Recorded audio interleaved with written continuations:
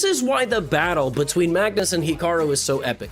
Because Hikaru is about to conjure up some absolutely wicked nonsense. Magnus gives up the bishop for the knight, so the knight cannot create any counterplay. Looks like he's just moments away from breaking through the position. But he makes one inaccuracy. And with just enough time, Hikaru lashes out on the opposite side of the board. You can imagine a future where the queen and the pawn give a mate, but the queen would have to see through two different pawns. It does not have X-ray vision to that extent. Magnus plays h4.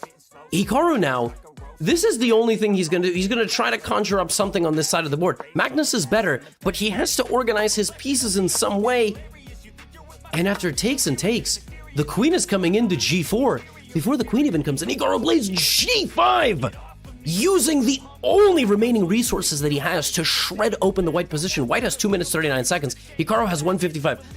h5, g5 is absolutely insane. To play like this, just nuts. Completely nuts. Magnus has to take. Hikaru continues the attack. There's no way for white to use any of these pieces in a defensive way. They served their purpose. They broke through the queen side. He won his pawn. How is Magnus going to defend? The most principled way to meet an attack on the edge of the board. I repeat, stop what you're doing, put down whatever you're doing. The best way to meet an attack on the edge of the board in chess is to strike back in the center. Strike back in the center, give up a pawn, but now the rook and the queen will be able to transfer over much faster. Right, the center is now open. Knight e4, knight f6 is easy counterplay for white. Hikaru rushes in with queen g4. The computer is evaluating the position as equal. It was just +2.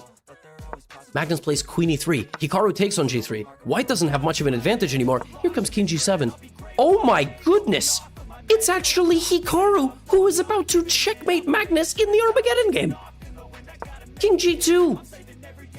Hikaru plays rook h8, the most natural move that he could have played.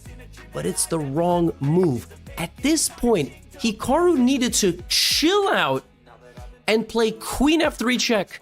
He had this monstrous counterattack planned. He needs to play queen f3 check, trade the queens, put the bishop on the e2 square, and just lock it all down. But he's still going for counterplay.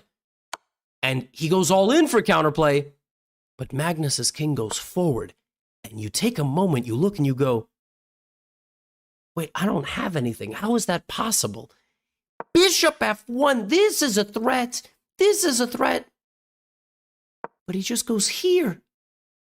The king emerges from g2. There are no more checks, and only one guy is about to start attacking the nowhere. Despite launching a vicious bit of counterplay, Hikaru loses.